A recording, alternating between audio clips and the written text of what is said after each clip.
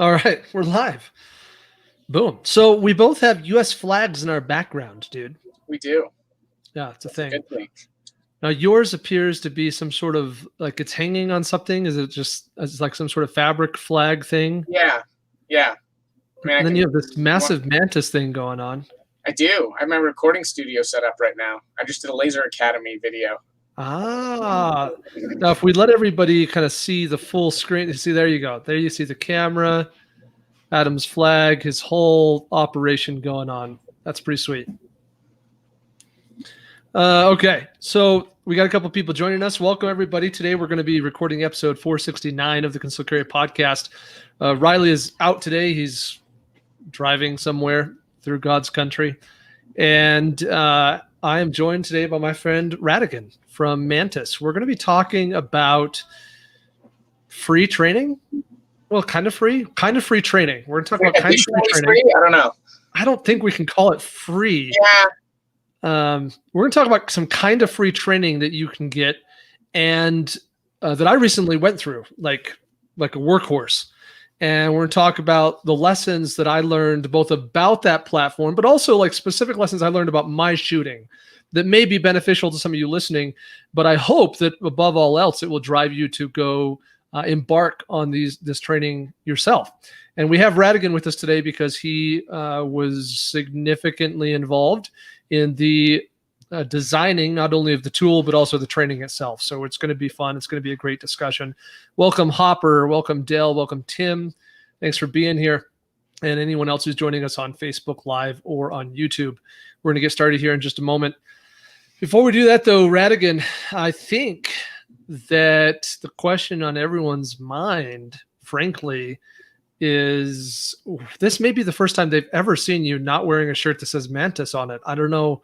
Maybe. Like, is plaid your thing, bro? Like, just throwing that out there. So I love flannel in the wintertime. Absolutely love it. So when it's cold outside, if I got a flannel shirt that's not dirty, I'm going to put it on. Mm-hmm. I'll make an admission here. Before we turned on the recording, I was wearing this hoodie. But I thought it would be awkward to have a Brazil hoodie on with U.S. flag in the background, so I took it off. I lived in Brazil. I don't know what to tell you. I like Brazil. All right. Yeah. Welcome, Bobby. Welcome, Randy. Welcome. Randy mentioned specifically how he did his Mantis training today. I'd love that. Implying that he does Mantis training every day. All right, guys, we're going to go ahead and get started with the recording session. For those of you who are joining us live, we will be monitoring comments and responding to the best of our ability. But yeah, here we go.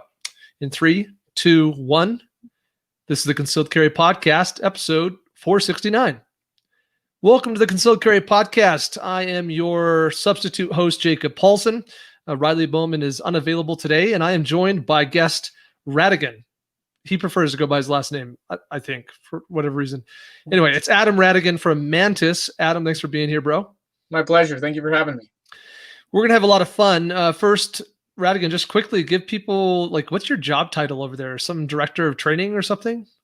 So my official job title is actually VP of Engineering. So I handle the product development of Mantis products, and that is the primary thing that I do. I am also, if we had a director of training, I guess that would be my title as well. I'm the chief firearms instructor of Mantis. How about that? There you go. Chief firearms instructor. So I am in charge of all of the training portions of the app, of organizing all of that and making sure that it's up to snuff. There you go. So we are joined by the VP of Engineering and Director of Training / Chief Firearm Instructor guy at Mantis X. So pretty exciting. Today we're going to be talking about some training that is available in the Mantis app that I recently pounded through like an animal. We're going to talk about the things I learned about my own shooting, some feedback I have maybe on the course itself, the training itself, and hopefully encourage a lot of you to go and embark on that journey, or at very least learn from some of the learnings, the takeaways that I had. Before we do that, a quick word from sponsors. We have 2 sponsors today. First, this episode is sponsored by the Guardian Conference. If you are unfamiliar with the Guardian Conference, this is an annual event. This year will be the first. So I don't know if we can get away with calling it an annual event until there's been at least 2 of them. But yeah, you think I'm good, right?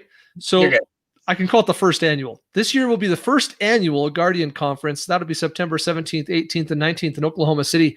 If you haven't already checked this out, go to guardianconference.com and get enrolled. The sooner you sign up, the less expensive it is to enroll in the event. It's going to be amazing. 3 days of learning from some of the best instructors in the country. It's really top-notch training from top-notch names at an extremely affordable price. So go to guardianconference.com and get enrolled. And today's episode is also brought to you by the Range Ruck from Ready Up Gear. Range Ruck is a 4-handgun range backpack, which makes it easy to organize, store, and transport all your stuff to the range, wherever your range might be. Learn more at concealedcarry.com/Range Ruck. That's RANGERUCK. All right, we got that very important stuff out of the way. Let's talk about Mantis. So here's the deal, dude. Radigan, I'm on, all these Facebook groups, which people like me are prone to be on. And on occasion, people will drop a picture of these patches, these Mantis patches. And they're like, basic marksmanship, advanced marksmanship, whatever. They drop pictures like, look what I just got. I earned this. And so I do a little, research on this probably a couple months ago. And I'm like, all right, got it. So within the Mantis app of these courses, I kind of knew that. But I'd never really checked them out. And it would appear that if you complete these courses, Mantis sends you a free Velcro patch, which is coolio. And so at some point, about 2 weeks ago, I get called out. Someone basically says, hey, do you have these patches? Have you completed these courses? And I'm like, oh, crap. I'm like, no, I haven't. And they're like, well, you should. And I'm like, yes, I know I should. So I decided to do it right around Christmas time. I'm like, I'm going to do this. I'm going to complete these courses. So I go into the app and there's 3 of them. Well, there's an introduction course that's like orientation style, like learn how to use the tool thing. And then you have the other 3 courses, which are basic, advanced, and elite marksmanship. And if I'm not mistaken, they have to be completed in order, right, Radigan? I can't jump to the elite. Yep. And I wanted to do them in order because I wanted all the 3 patches so that people get off my back about it. So I decided to do this. Now, I got to be honest, dude. I did not go into this with a very good attitude. What I mean by that is I've had a Mantis for a long time. I think I was a relatively early adopter. Like I learned about Mantis at your guys' pop-up booth at SHOT Show, whatever that was, 2016 probably, which I'm confident was your first year there, probably when you guys kind of debuted the product. So I've been a pretty early adopter. I've used Mantis. I've put it on students' guns. And I guess I just in my head had it in my head that I didn't have more to learn from Mantis. Like I'd gotten out of this tool what I wanted to get out of it, and that the going through these courses was not going to be any incremental benefit attitude I went into this. And I think that's obviously a very bad attitude for anyone, for any learning of any topic, let alone for me and shooting. I have plenty to learn. But before we get too much farther, Radigan, let me just take a breath and let you tell the listener, someone who's listening has no idea what Mantis is, give them like the 60-second elevator pitch. Like, what is this thing and what does it do? The elevator pitch for Mantis is it is a firearms training system. You attach it to the rail of your gun, pistol or rifle or shotgun, and it will track the movement of the gun as you're shooting and send feedback to an app on your smartphone. So it will see every tiny little movement, every variation in your hold and your trigger press, and it will map that out and give you an analysis of your shooting. Yeah. So it's measuring micro movements in the microseconds right before and during the trigger press. Yes. Both in live fire or dry fire. Correct. And sending that data for analyzation and display on an app. So the theory is that Mantis is really a diagnostic tool at its core. Obviously, it has other values, but for me at least, I see Mantis as a diagnostic tool. It's going to help me identify what I'm doing wrong because, Radigan, like this is my perspective. Shooting is not complicated. Like hold gun steady, press trigger without moving gun. Well, when you put it like that, right? Like it sounds simple. I didn't say it was easy. I said it's simple. Mm-hmm. Like press trigger without move gun, like that. Put sights on target, press trigger without move gun. That's how you shoot well. The obviously it's not that simple, or else everybody be awesome shooters. Like there's tons of complexity to making your hands and your body and your eyes and all that stuff do that, especially with subsequent shots and dealing with recoil and things like that. So Mantis for me at its base is this tool that's helping me understand what's happening, what I'm doing to the gun when I shoot it, so I can fix and adjust those things. Like, is that a fair summary? That is, yeah. At its foundation, that's what we're doing. We're looking at those micro movements that you talked about. We're looking at them before, during, and after the shot, depending on which drills you're looking at. It might give a slightly different analysis. The recoil meter specifically is the one that I'm thinking of, and yeah, we're just helping you understand at what point in that process did things break down, and less so the why, because as you know, there are so many different variables as to why things can go wrong and why you move the gun. So we do have some diagnostics in that area, but primarily we're presenting you with the information so you can say, okay, here's what I did, and then think about it and what felt different. What happens if I change this one element? How does that change the score? How does that change how steady I am? Does it improve? Does it detract? You can make all those adjustments and actually monitor what it does for your shooting. Yep. Great. Awesome. And there's like in the Mantis X10 does have like draw analysis. And so there's other tools in there. We're being overly simple for the purpose of this conversation. But if you're not familiar with Mantis, check it out. You can buy it at concealedcarry.com. Definitely where you should buy it. Okay. So with that in mind, I think there's some other preliminary information people need to understand before we talk about these courses themselves. I think first you need to understand this concept of scoring. So within Mantis, when I have it on my device and I press the trigger, it's going to give me a score 0 to 100. I've never seen 100. I don't know if have you ever seen 100%, Radigan? Does that exist? Twice. Oh, it has happened. Okay, yes. So it's possible, conceivable. Like, did you put the gun in a vise? I don't know how you pulled it up. Vice will actually only give you about 99.6. So well, let's talk about the scoring, and then I'll tell you how you.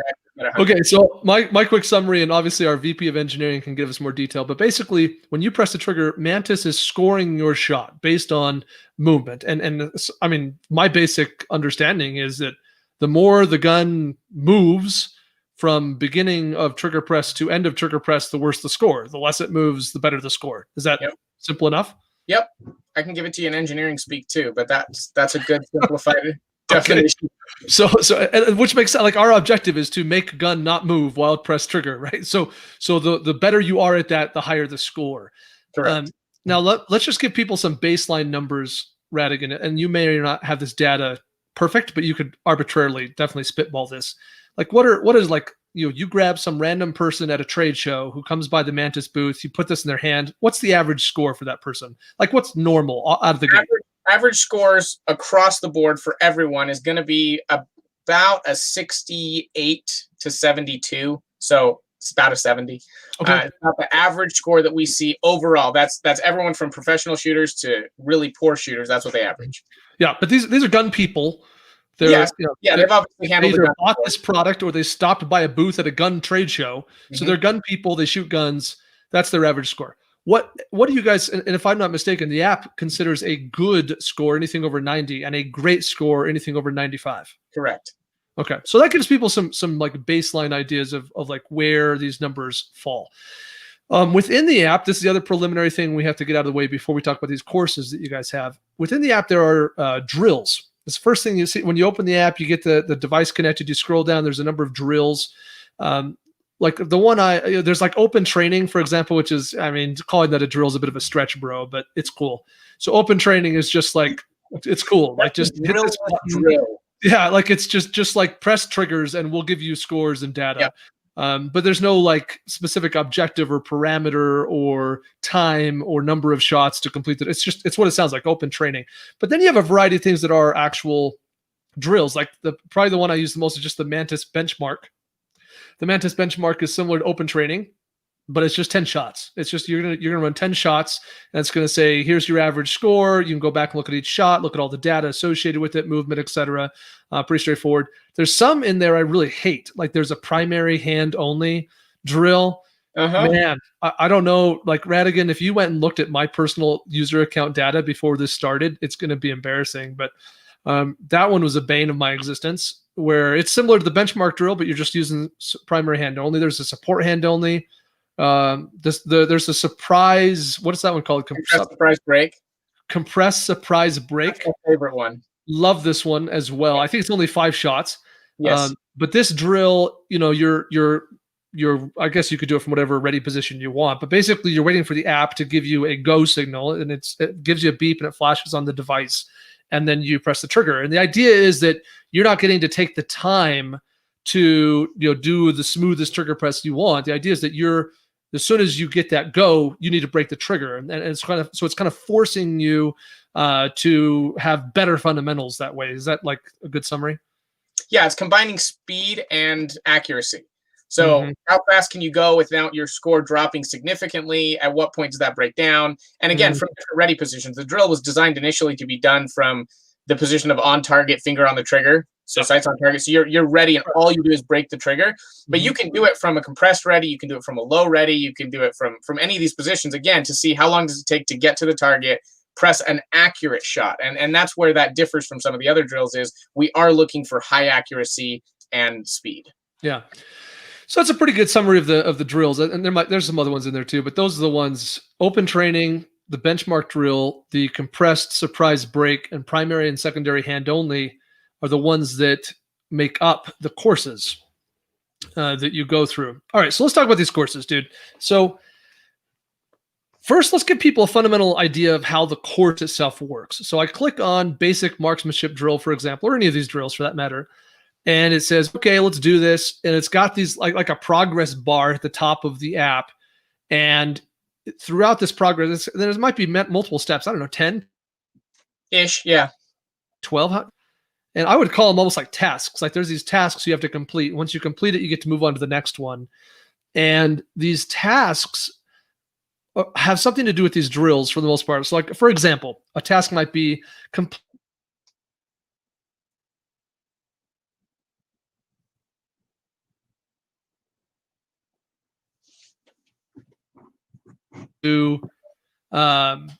what's sort of looking for. Others are basically just like duration things, like, hey, shoot 30 shots a day for 4 days in a row.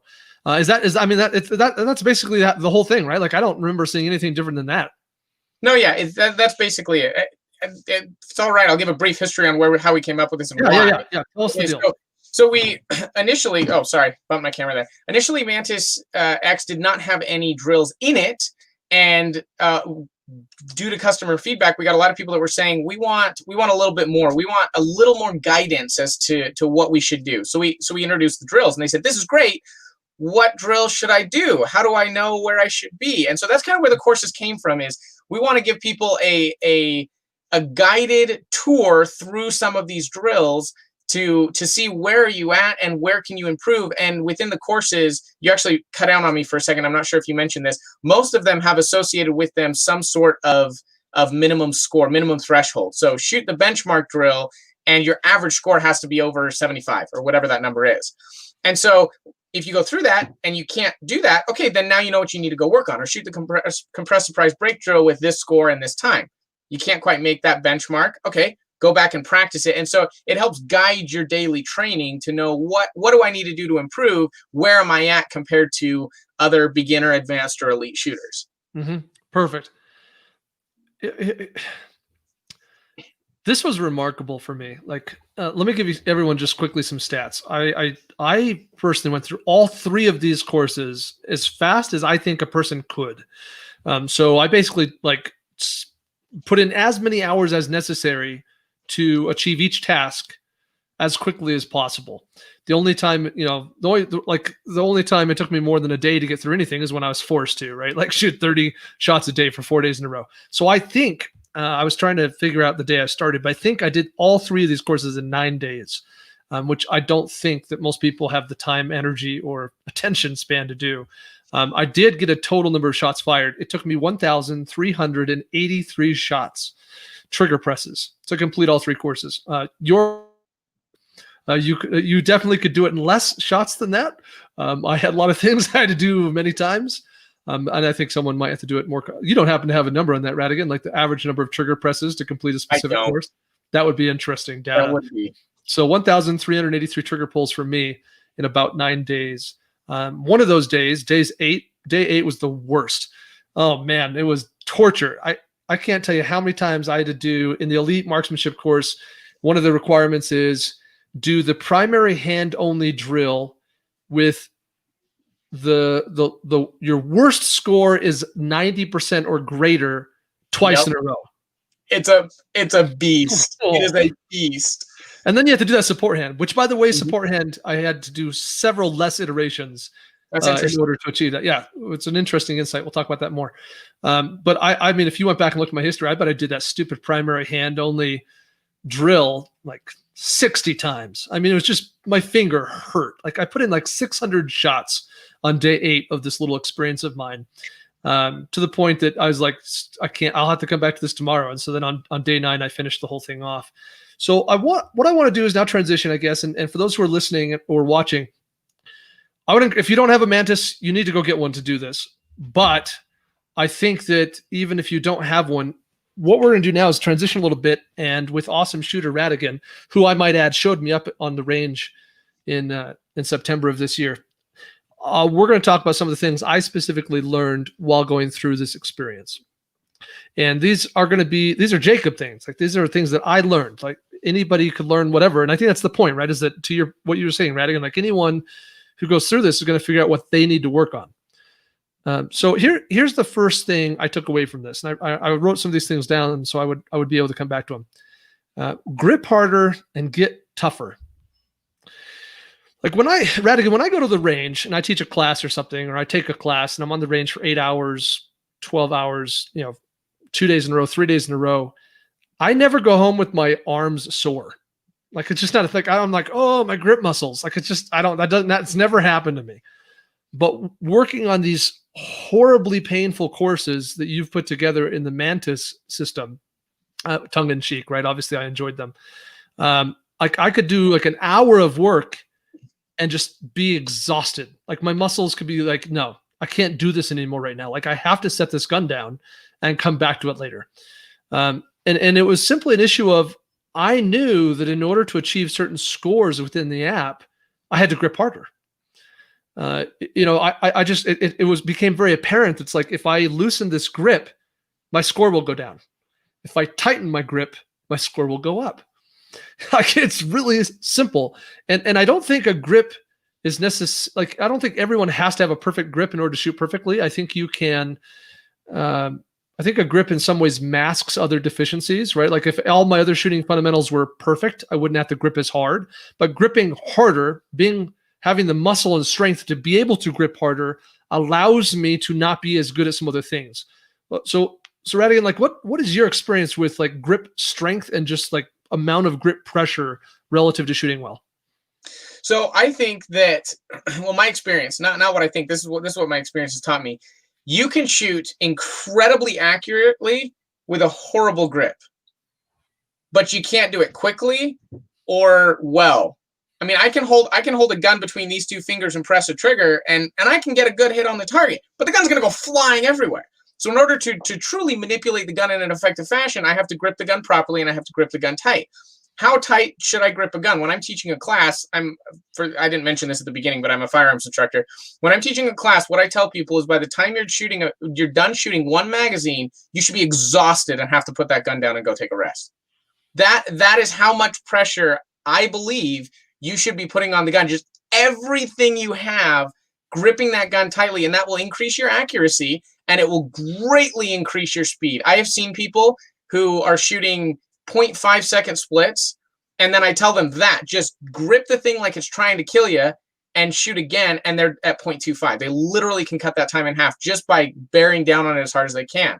I mean, I get checkering on my hands from the stippling on the gun when I'm gripping the gun, and I think that's how you should do it. And it's hard in dry fire too, because you don't have the recoil, you don't have anything pushing back against you. So it's really easy, and I fall into this trap all the time. It's really easy when I'm dry firing to loosen up my grip because it's more comfortable. It's easier.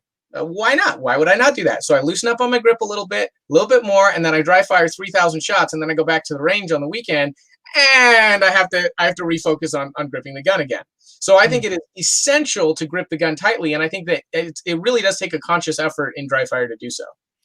Yeah, so you have better fundamentals than I, because I can't I can't this is one of the things I learned from this experience. I can't loosen my grip in dry fire and expect to have good scores. My other fundamentals of working the trigger and other things are not good enough for me to get away with that. Like I got. Oh, sorry, go ahead. Go ahead. No. That's like for me. Even in dry fire, I have to grip harder than I would think. I have to expend more muscle and get tired faster if I want to have. I mean, previously in my dry fire, which when I don't conduct it with a Mantis, which traditionally I don't, I'd say the vast majority of my dry fire, I do not use a Mantis, or at least I haven't in the last year. And so in that case, I feel really good. Like I'm not putting a lot of pressure on that. I'm not putting a lot of muscle on it. And I feel warm and fuzzy about my results. But now I go shoot 1,383 shots to get through these courses with Mantis in about a 10-day span. And it's like at the beginning, I'm like, oh, like my scores suck. Like grip harder. Oh, yep. So it was just a simple thing of like, I really immediately identified that even in dry fire, I had to grip harder to mask my other deficiencies in order to maintain high scores. It was just necessary, or at least I would say it was one of many ways to ensure I maintained a high average score. And I think you bring up a very interesting and important point of masking different deficiencies. It does help with that. So there are some trainers in the industry. There's some very prominent, and I feel that I'm allowed to disagree with other people. And so if I offend anyone, that's too bad. So there are some people that say that trigger control doesn't matter at all, that only your grip matters. I disagree fundamentally with that. I think they're both essential because you can have, like I said, I can hold a gun with these two fingers and press the trigger and get a really good, really accurate shot, or I can grip the gun really tightly and press the trigger and get a good, accurate shot. Well, if I grip the gun really, really tight and have a bad trigger press, you're right, it's probably going to mask that. It's going to help with that. But if I can master both the good trigger press and the proper grip, then when one gets a little sloppy, the other can kind of make up for it. And at speed, the trigger has to get sloppier. That's right. There's no way around it. Yeah, there's no way. There's no way around it. And so that's especially when you're going at speed, that's when gripping really tight and really well is going to make a big difference. And there was a comment Casey made about shaking. They said, seems like you'd start to get shaky. And that is true. You expend that much energy, you flex your muscles that long, you're going to get a little bit shaky. And that's why you have to weigh the balance there. How many rounds do you actually have to fire right now? If I have to fire 400 rounds, repeat, okay, yeah, I'm not gonna grip it with everything I have. Or if I'm making 4 precision shots, I really enjoy long range shooting with my pistol, so like 150, 200 yards. If I'm making those shots, I'm not gripping the gun with everything I have because I need time and I need precision over the ability to make a follow-up shot super quickly, which again, for me, I'm a little bit more accurate when I relax just a little bit because that shaking is not as intense. But if I'm at 5 yards trying to do a bill drill, then yeah, I'm gripping with everything I've got, trying to get those acceptable hits. Mm-hmm. Yeah, so some personal figuring out, how hard you have to grip based on cadence and precision is the other kind of takeaway there. There were definitely times, especially on day 8, man, when I was trying to get 2 primary hand-only drills with the worst score over, I think it was 90%, like 95 or something. No, ridiculous. It was like your worst score couldn't be lower than, I think it was 90. Yep. And you had to do this 10 times and then do it again. Like there were definitely like moments where it was like one hand only. I'm trying to make this happen. And yeah, I'm shaking and I'm like, screw it. Like I got to come back in an hour because I can't, like, there's no way my scores are deteriorating because I'm so tired. Like my grip muscles are just worn out. I remember at one point sitting in front of the TV with the family and I'm like running the Mantis trying to complete this stupid drill and with the cert pistol. And I remember one point, like resting between shots, like I had to do 10 of these and I'm like, bang, like, oh, 95.5, sweet. Like set the gun down, rest, pick it up a minute later, do it again, because I was just, my muscles were toast. Like my grip muscles were done. And when it's two-handed, it's obviously different than one-handed. But anyway, I think that I learned a lot about how hard I have to grip at my current skill level in order to maximize the quality of my shot, the way Mantis scores it, which is the way it matters. Mm-hmm. All right, let's move on to my second thought. Yeah. And this one is not meant to be a critique on the system per se, but it is meant to make sure that we guide the users properly.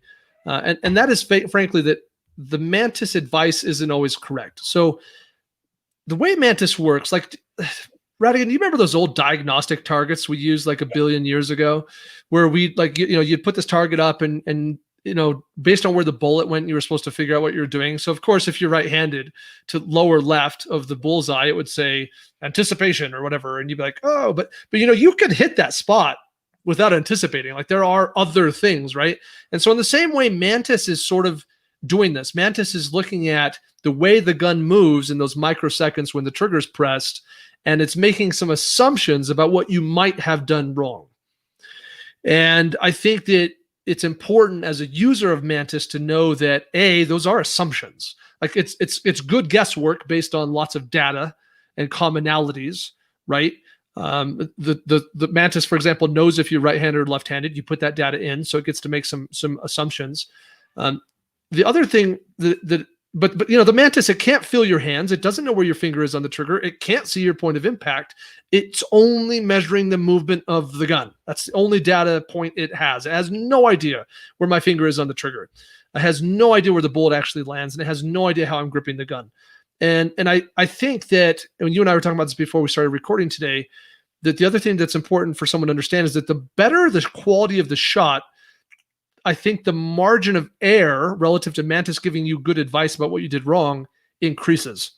So, when you're shooting 90% scores, 95% scores, the margin of error is greater. In other words, Mantis is less likely to give you accurate feedback on what you did wrong. The feedback relative to how much the gun moved is always going to be solid, right?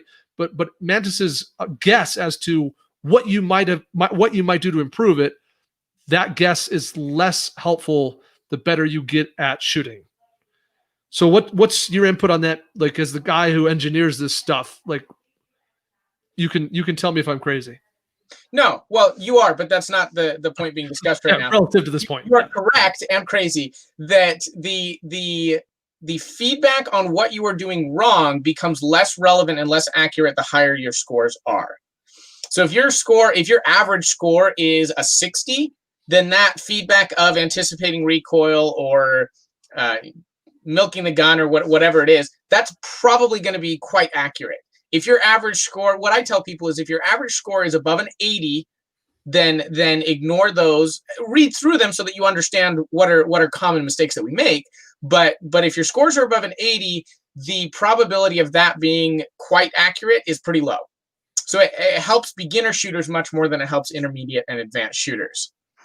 Well, the hope would be that if you're an advanced shooter, that you're going deeper. You're not just taking the little commentary on the app that says too much trigger finger and saying, oh, that must be what I did, right? Oh, in theory, if you're an advanced shooter, you're probably actually scrolling through, looking at the diagnostics, looking at the reporting, looking at that little replay diagram that shows the movement of the muzzle, right? You're looking that deeply to figure out what those little things that are happening in the moment you press the trigger. So the data is still extremely helpful.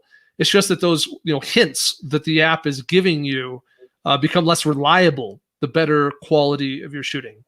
Yes, and that's just one, like you said, that's just one of the many aspects of the diagnostic that we have. That's right. One of the aspects that applies mostly to beginner shooters, whereas you can dive into the data. I mean, I've seen people take minutes looking at a single shot, analyzing exactly what happened, calculating how long it was before the shot that all this occurred, and you can go really deep into each shot if you want to. Yeah, exactly. So I'm not, to be clear, I'm not saying that the data from the app is less valuable. I'm saying that the specific hints on the maybe thing you did wrong, those become less valuable. The better your scores. Okay. Yeah. Like, I'll give you just one very specific example that I thought was funny. Like I had that gun dialed in, my grip was locked in, and I pressed the trigger and it says too much trigger finger, whatever. And I pressed the trigger again, too little trigger finger. I'm like, yeah, my finger's in the same spot, right? Like, it didn't move. So clearly there's other crap I'm doing that's moving this gun. There's nothing to do with the placement on the trigger of the finger. And that's, yeah, we'll give you this diagnostic up to a score of 95. And if you're scoring 92, 93, 94, it's not the placement of your finger on the trigger that's causing that tiny, tiny, tiny bit of movement. No, there's no way. No. So we still give it because we have a lot of customers that still want it even at those scores, and so it's still there. But again, if your average score is over an 80, look into the other elements of the diagnostic that are available in the app. Yeah, absolutely. All right, let's talk a little bit about front sight focus and calling shots. This, for me, might be the single greatest value I obtained from shooting 1,383 shots through a Mantis in a 10-day period. So a lot, not all, maybe more than half, but let's say like 50, 60% of my dry fire practice I do, Radigan, is with a SIRT pistol. It's just the most convenient. Like, I don't have to unload my gun. I don't have to grab a different gun. I don't have to shove anything into a gun. I don't have to start up software. I don't have to grab something. And it's like, I just pick up the SIRT pistol and go. So probably 60, maybe 70% of my dry fire is done with a SIRT pistol for me personally. Now, the problem I have is that there's a cool red dot. Like, I'm like a cat, man. And I think a lot of shooters are like cats. We see a red dot on the wall. And by the way, you can see my dry fire. For those of you who are on video, you can see the targets behind me. Those are the targets I shoot in dry fire. I have a dot torture drill target and then just kind of another target with some random stuff on it. And this is where I do my dry fire, right here where you're looking on my camera. And so I love like seeing that red dot on my little dot torture target, right? Like I'm pressing the trigger and seeing that dot. Well, the problem is that it creates a really bad habit, right? Instead of my focal plane being on the front side of the gun, my focal plane is on the target. It's on that red dot, like a cat. Like, ooh, where'd the red dot go? And I think that this happens to shooters a lot too. I think shooters, without a red dot, like real live ammo, live fire, when we're shooting, we get really focused on the hole in the paper, or we get focused on the target itself, right? In traditional iron sight shooting, we have 3 focal planes. We have the rear sight, the front sight, and then the target. And it's really easy to focus on the target. And bringing your focus back to the front sight and superimposing that with the target, I think is difficult. I think it has to be trained. And it's one of the things I think I struggle with a lot. And I think after this little experience of 1,383 shots, I realized how problematic that red dot had become for me, how much my eye was gravitating to the target instead of the front side of the gun. That's huge. If I may interrupt you real quick, I'm sorry. I just want to clarify for those listening. When you're saying red dot, you're not talking about a red dot optic. You're talking about the laser on the wall. Right, so just from the SIRT pistol in this case. For anyone listening, yeah. That's what we're talking about. Because if I had an optic on the gun and if I was running a red dot, then that'd be really good to be focused on the red dot. So thank you for clarifying that in case anyone misunderstood me. Yeah, I'm talking about the actual point of impact dot from my laser training device that projects a red laser out the gun. And it would be the same if I was using like a laser dot, ammo insert in my real gun, right? So I'm still getting a red dot, and I do that sometimes. So yeah, it just becomes really distracting. Yep. And because what changed here is because when you're going through this course, this Mantis course, it became really critical for me to see the front sight and how it moves in the rear notch in the moment I'm pressing the trigger. This became really important because it really sucks when you're shooting 1,383 shots to press a trigger and look at your phone. I'm like, what was that score? Like when I was doing those last couple of drills in the Elite Marksmanship Challenge, where for the most part, throughout these 3 courses, for the most part, it's all about average score. Complete X drill with an average score of blank or above. But in oh, you tricky Mantis people. And this Elite Marksmanship course, the last one, the most difficult one, it wasn't about the average score. It was about the worst score. Your worst score has to be above X. That sucked. And so by sucked, I simply mean it was hard. Like, it's really good of you. It just really sucked for me.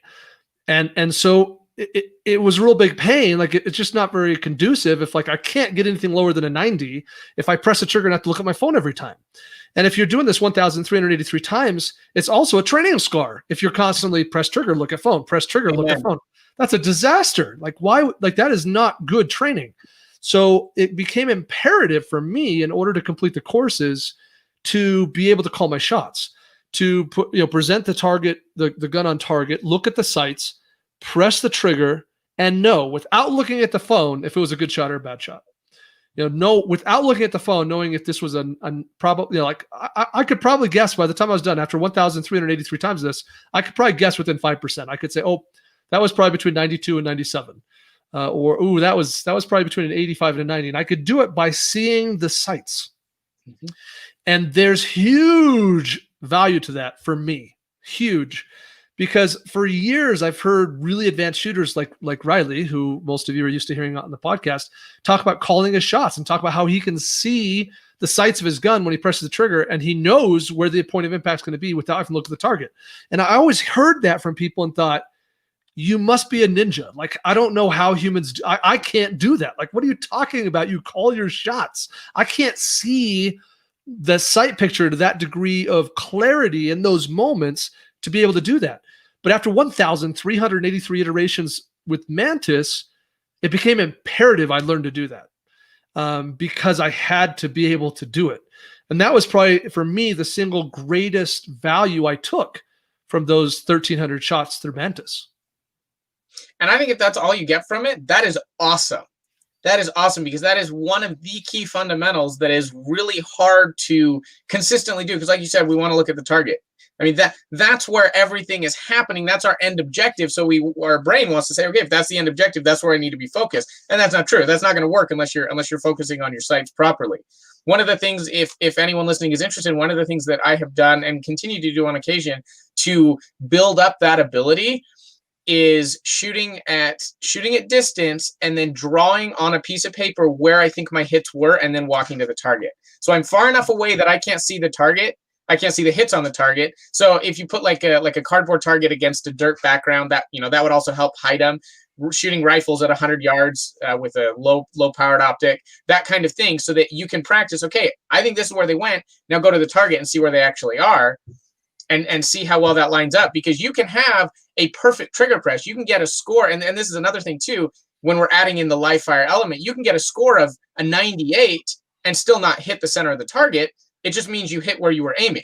So if your sights are misaligned or not on the center of the target, that also plays into calling your shots, in addition to all the other elements. So that's a good way to actually practice that live fire as well.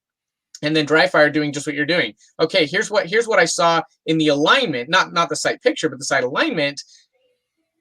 Based on my experience in the past, I think that equates to about an 87. And then you can check, right? You can do that. Sure. But that's a great way to practice it. Mm-hmm. Yeah, and I recognize obviously that it's harder in live fire. Like I conducted all 1,383 shots through these Mantis courses dry fire on a SIRT pistol, 100%, no exception. And so I am cognitive enough to know that I'm beginning to scratch the surface on the idea of me being able to call my shots, me being able to see my sight picture to the degree necessary to know what it's going to be before the bullet leaves the gun. In this case, before the app tells me my score.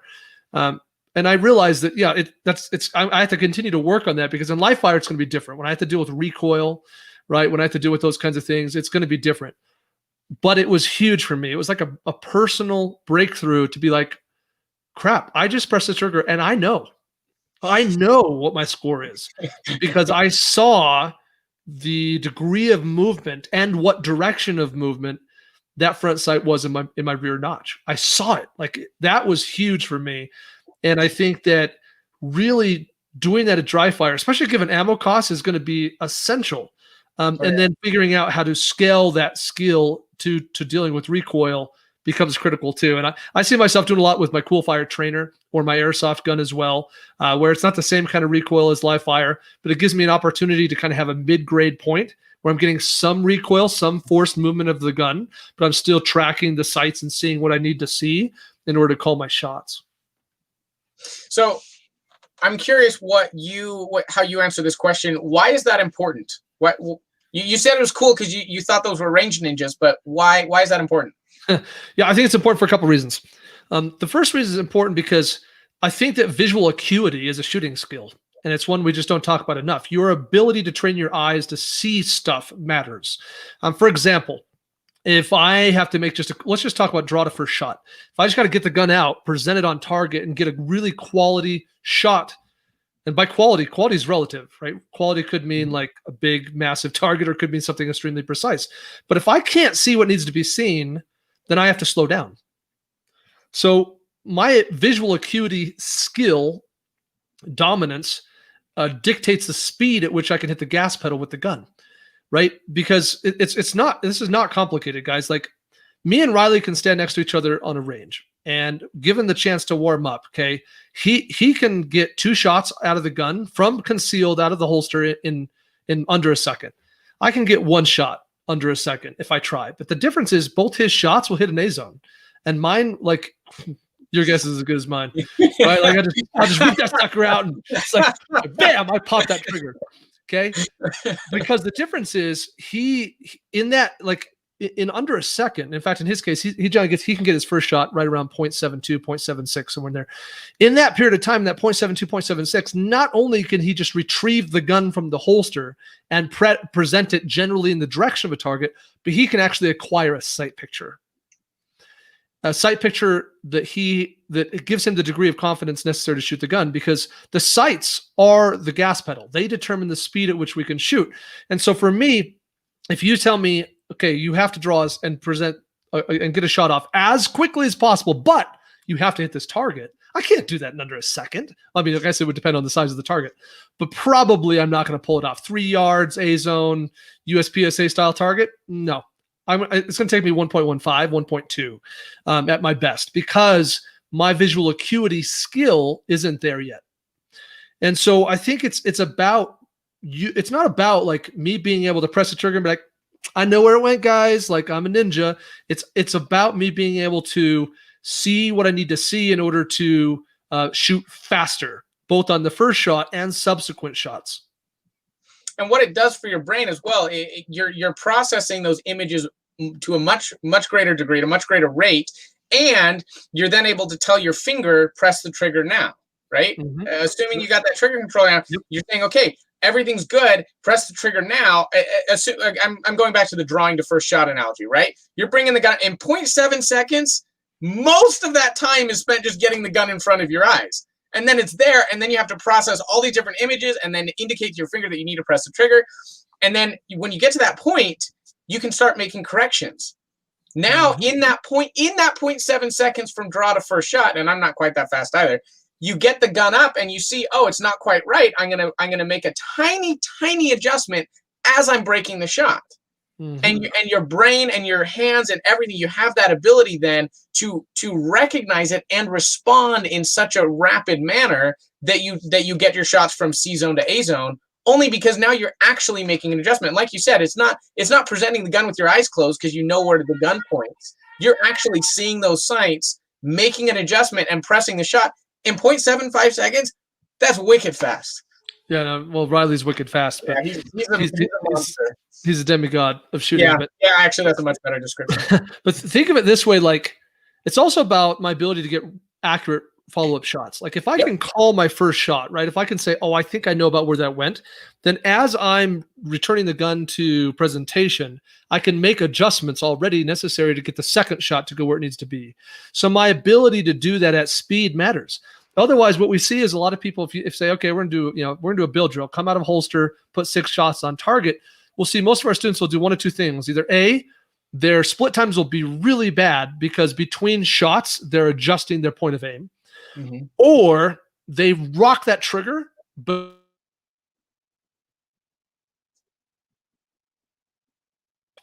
because they lock down the grip and they let rip the first one, and then they just let rip all of them. But they don't have, between shots, they don't have the visual acuity to say, oh, I need to make an adjustment, because they're just letting it rip as fast as they can.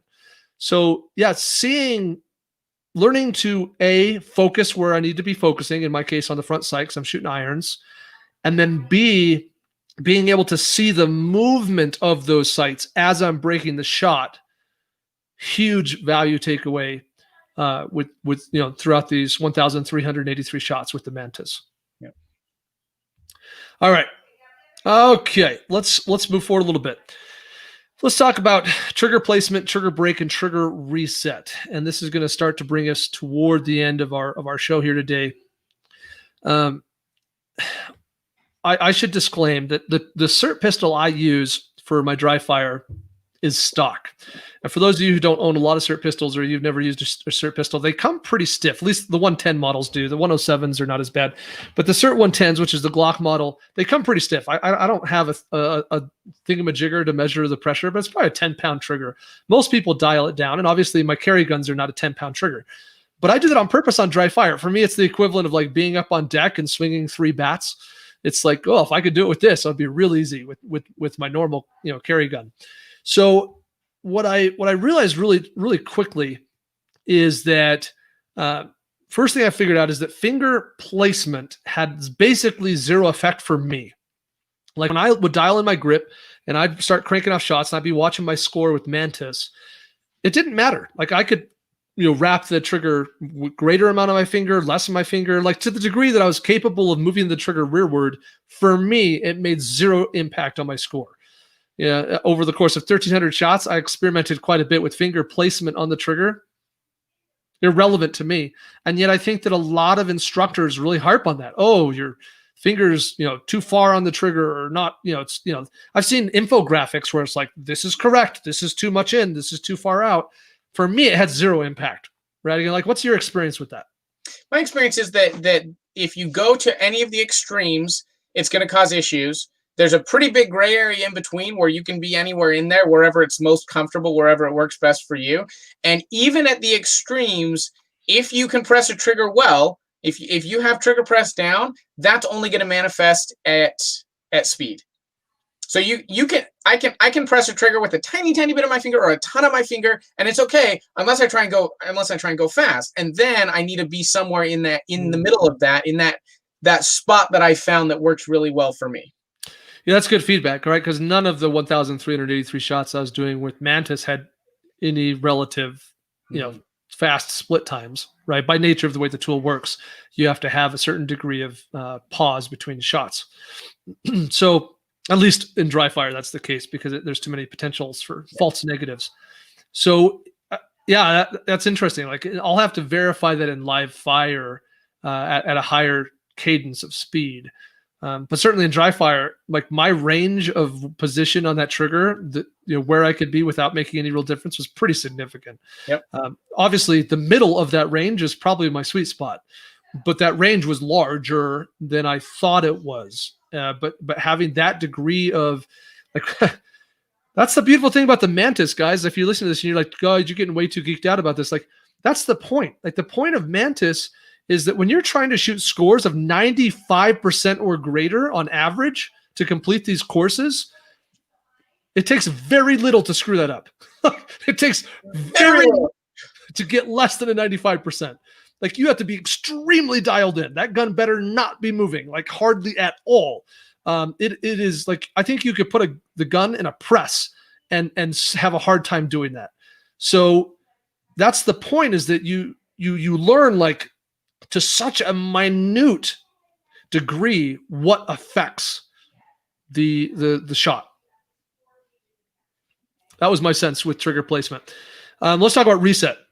This was another interesting thing. This is like a weird, funky, unexpected, random benefit of your platform.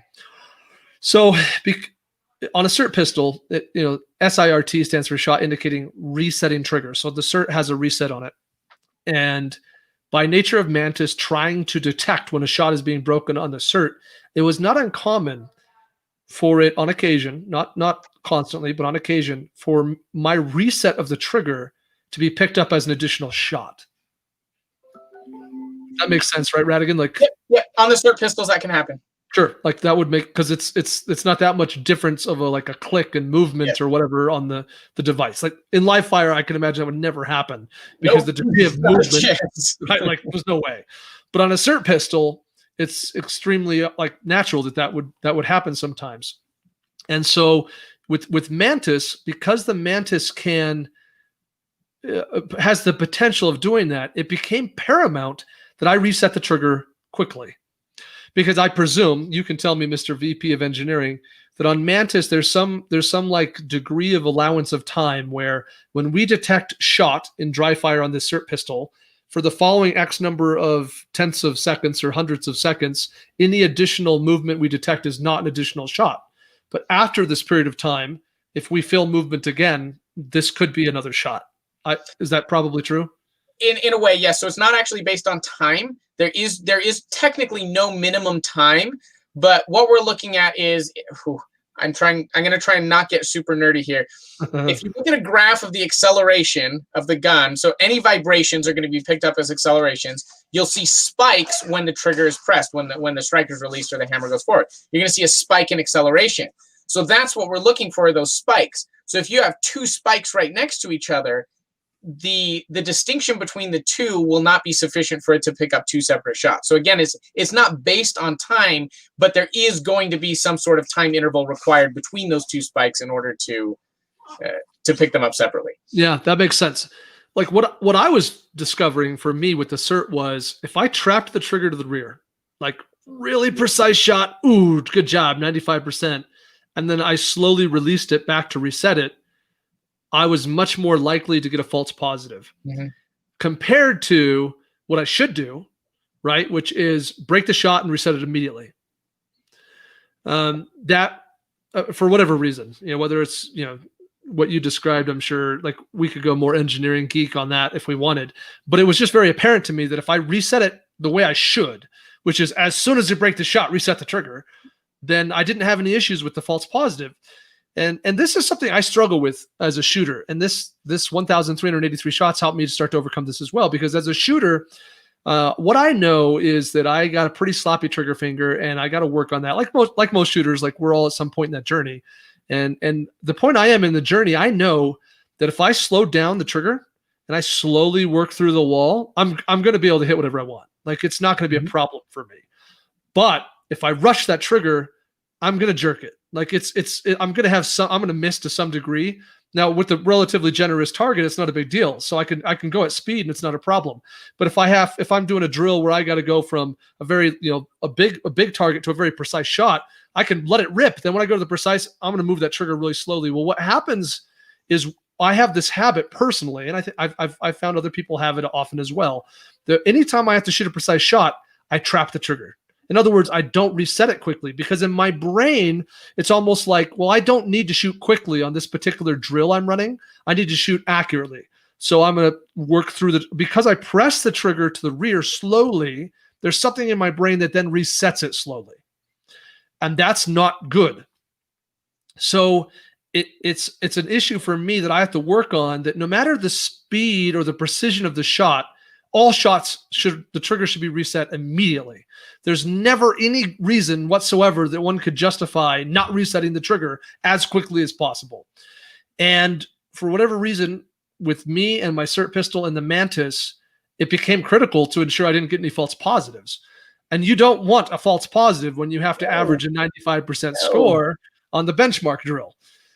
So, it was really helpful to me. I was learning, despite the entire 1,383 shots I broke on that system, despite all of them having to be precise, it became paramount to reset the trigger immediately, as quickly as possible. And that was a huge value for me. So I got a couple things to say on that. I agree with everything you've said. I'm not gonna argue with you here. I mean, when the gun fires in live fire, you want to reset that trigger by the time you've reached peak of recoil, and then you're staging it again. You're reaching that breaking point on your way back down to the target. It is such a quick process. It's not something in an ideal situation, right? It's not even something you're thinking about. The shot breaks, and by the time the gun is back on target, you're ready to break another shot, and you didn't think about resetting the trigger and adding that pressure again. So that's an awesome lesson to learn and an awesome way to practice it, because then you actually are penalized if it doesn't go the way it should, right? Yep. just so you know, and just so listeners know, we do have in the advanced settings, we do have a 1 second delay, and we put that in there specifically for cert pistols, so that you cannot shoot faster than 1 shot per second. That's the limitation. The advantage is you can work on that reset and not worry about it picking up the reset as a second shot. So I did something New topic. I did something a couple years ago that was interesting. I don't know that I recommend it, but it helped me. So what I did was I got a resetting gun. It was a double action, and I just practiced trigger reset with the Mantis, and all I cared about was the reset score. So I had to kind of dig through the data, but now I said, okay, I can press a trigger and get a 95. Can I reset the trigger and get a 95? And I couldn't. And what I realized was, as I'm resetting the trigger, because of the way my muscles are moving in my hands, I'm not adding pressure to the gun. I'm actually releasing pressure on the gun, but the rest of my hands are doing something and the gun is moving. And I don't want that. I don't want the rest of my hand taking the gun off target, especially if I've got my recoil management down. I don't want that to be an issue. So I practiced pressing the trigger and getting 95s and resetting the trigger and getting 95s and then speeding up. And obviously the scores go down a little bit as you speed up. But doing it slowly and learning to move my finger this way and this way correctly and without moving the gun was very beneficial for me. Now, again, you're practicing slowly resetting the trigger. That could be considered a bad training habit. That's why I'm not saying I recommend it necessarily, just that for me at that time, it was a great exercise. There was an insight gained, right? Yeah, which is that, sure. Hey, I'm disturbing this gun way more than I thought I was or that I should be while I'm resetting the trigger by the nature of muscle tension and stuff. Yep. To me, that's huge value. I love that. Okay. I think I'm just checking my notes to see if we've covered everything I wanted to say about that. Okay. So I think my last point, that I just want to talk about that I think that any shooter could benefit from is just the value of consistency. By the nature of how I tackled these courses in the Mantis app, I was trying to complete them in the shortest period of time as possible in terms of the days I put into this. Just the way I decided to approach it. Okay. And this is what I do full time. I got the time in a day to allocate how I want. So that's how I tackled it. Consistency became paramount and obvious where it was lacking. And by consistency, I mean, picking up the gun the same way or retrieving it from the holster the same way, getting into my grip the same way, putting my finger on the trigger the same place every time. As you're really dialing in the things that prevent you from getting as you're dialing in the things that make the difference between an 85% and a 95% score on Mantis, you figuring it out is only half of the problem. The other half of the problem is that you executing it that way every time. And that's where the real challenge is. Experience doing it a different way. Right. Yeah, especially if you're breaking a habit. Yeah. Holy crap, that's a serious problem. So I found that for me, that was probably one of the more significant values of 1,383 shots, is that at a certain point in there, what you got to do, right? Like it doesn't take 1,000 shots to figure out how to get a 95% shot in Mantis. I promise. If any of you have a Mantis and you put 1,000 shots into it, you still can't get into the 85, 90 range, I don't know what to tell you. Like, you're clearly not paying attention to the feedback the app is giving you. At that point, somewhere in there, you're going to figure out what's necessary. The problem is the consistent execution of that. And so the training sort of moves from how do I do this into how do I do it every time? Yep. And that, I think, was probably one of the more valuable things, is just the nature of these courses forced me to do that much repetition to really start to dial in closer. I'm not there, but dial in closer the consistency at which I do those things that matter. And so I would encourage anyone to think about that, and this is probably one of the biggest arguments for me to make sure I continue to practice and train with the Mantis, despite, getting all my cool patches that I can now put on Instagram and say I'm cool like Radigan. But beyond that, I got to continue to practice with this, because it's the only way to verify to that degree of specificity that I'm still doing what's necessary to shoot that well.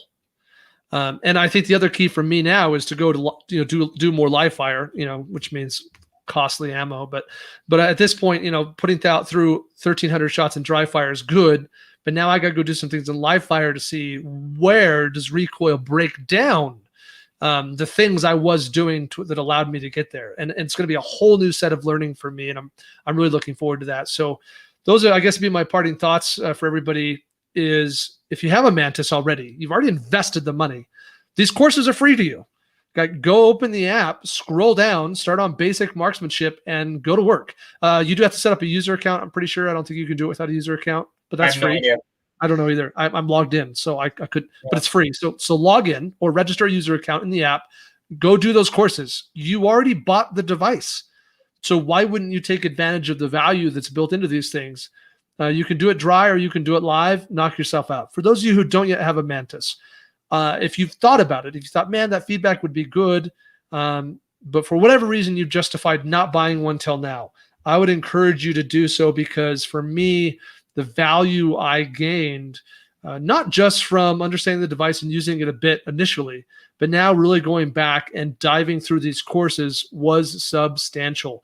And I see now how I can continue to use it no matter what my skill level is to continue to grow as a shooter. And so I'm really grateful. Radigan, last thoughts from you, my man. Go do the courses. They are a lot of fun, and you will find things that you need to work on. It's really interesting going through them. So I actually had the opportunity to create the curriculum for the courses, and it was really interesting. It was a challenge to try and find those different levels. And I actually got input from a lot of big name instructors in the nation as well, because I didn't want to just come up with this from my brain, because it is definitely limited in its capacity.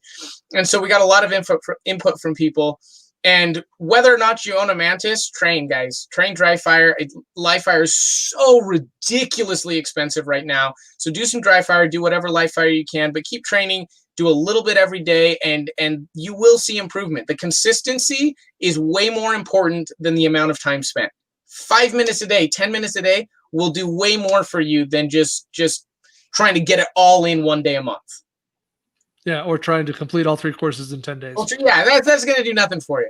And keep your eyes open, because we got more courses in the pipeline that are being developed right now. So we have quite a few on the way.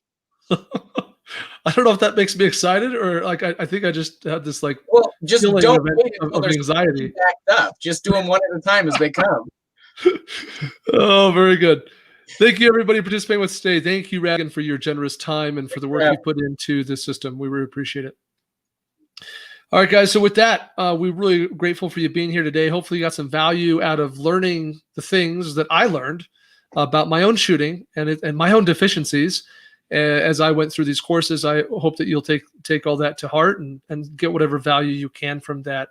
And if you are interested in a Mantis, buy it from concealedcarry.com. Radigan's website, it's the same price, but you heard it from me, so you should definitely go buy it from concealedcarry.com. And we really appreciate all that you guys do. Don't forget to check out our sponsors of today's episode, Range Ruck, the best range bag ever. concealedcarry.com/Range Ruck, and the Guardian Conference, guardianconference.com. Thank you for being with us today. Remember to train right, train often, and train safe so you can fight hard, fight fast, and fight true. Take care, everyone.